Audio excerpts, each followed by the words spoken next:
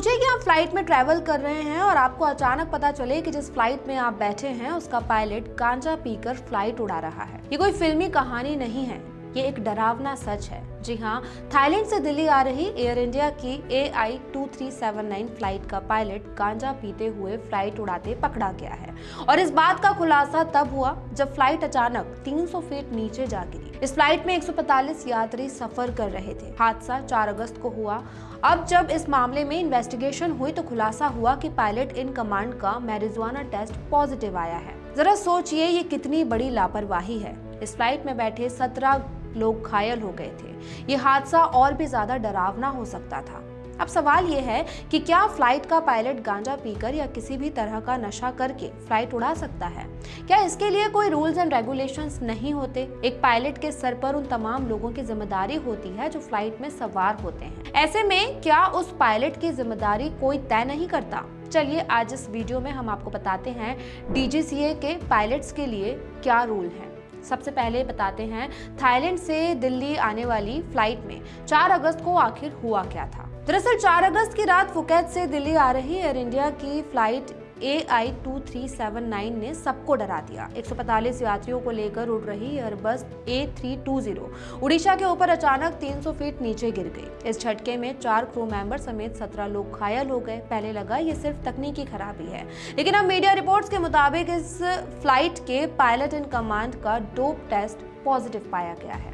उनके सैंपल में मैरिजुआना यानी गांजा पाया गया है। ये उनका दूसरा कन्फर्मेटरी टेस्ट था।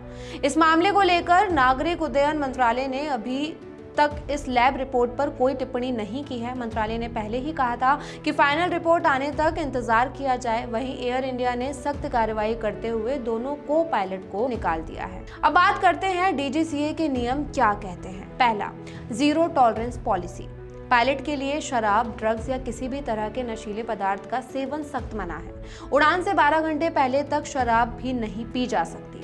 दूसरा, डोप टेस्ट की प्रक्रिया। अगर शक हो तो एयरलाइन या DGCA किसी भी पायलट का रैंडम डोप टेस्ट करवा सकती है। टेस्ट पॉजिटिव आते ही पायलट को तुरंत ड्यूटी से हटा दिया जाता है। जैसे AI2379 के मामले में पायलट और को पायलट दोनों को ही ड्यूटी से हटा दिया गया है। तीसरा, सजा क्या है। अगर पहली बार डोप टेस्ट पॉजिटिव आता है तो 3 महीने के लिए फ्लाइंग बैन। इस दौरान पायलट को किसी मान्यता प्राप्त नशा मुक्ति केंद्र में इलाज कराना होगा। ड्यूटी पर वापस आने के लिए 2 चीजें जरूरी हैं।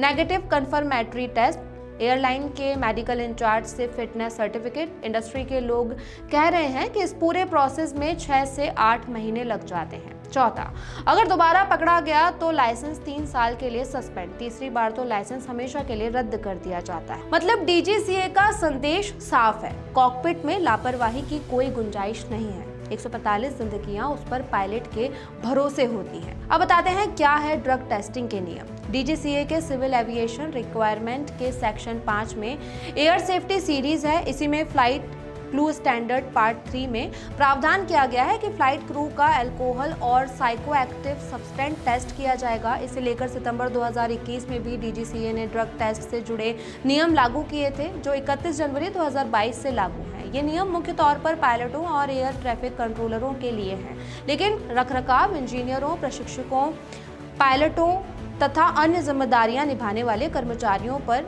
ये नियम लागू होते हैं। हर फ्लाइट के दौरान ये टेस्ट नहीं किया जाता। नियम के तहत फ्लाइट क्रू और एयर ट्रैफिक कंट्रोलरों के लिए हर साल कम से कम 10% कर्मचारियों के लिए रैंडम ड्रग टेस्ट अनिवार्य है।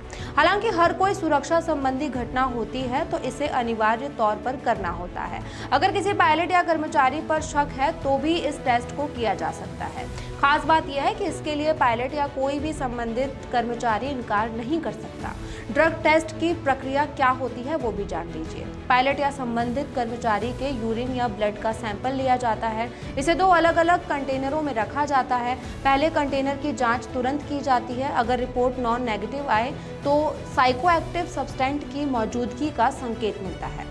इसके बाद पायलट को रोस्टर से हटा दिया जाता है और कन्फर्मेटरी टेस्ट होता है। इसके लिए दूसरे कंटेनर में रखी यूरिन को कन्फर्मेटरी जांच के लिए भेजा जाता है। तो एयर इंडिया का जो हादसा फुकेत से दिल्ली आने वाली फ्लाइट में हुआ, ये वाकई बहुत डरावना था। और इस हादसे ने हर किसी को चौंका दिया है। और ये बहुत ही हैरानी वाली बात है कि जो पायलट जिस पर इतने सारे लोगों की जिम्मेदारी है वो खुद गांजा पीकर उड़ान भर रहा है। ये कितनी बड़ी लापरवाही है। ये लापरवाही क्रू मेंबर्स की भी है, ये लापरवाही एयर इंडिया की भी है, ये लापरवाही उस पूरे डिपार्टमेंट की है जहां पर इस पायलट को आने दिया गया और फ्लाइट को उड़ाने दिया गया। जरा सोचिए, अगर कोई बड़ा हादसा हो जाता तो उस फ्लाइट में मौजूद 145 लोग अपनी जान गंवा सकते थे। खैर, इस पूरे मामले की इन्वेस्टिगेशन चल रही है, पायलट को निकाल दिया गया है और इस मामले में जो है सख्त कार्यवाही की जा रही है। लेकिन DGCA के नियम पर और एयर इंडिया में हुआ इस हादसे पर आपकी क्या कुछ राय है, हमें कमेंट करके बताइए। साथ ही अगर ये वीडियो अच्छा लगा तो लाइक और शेयर भी कीजिए।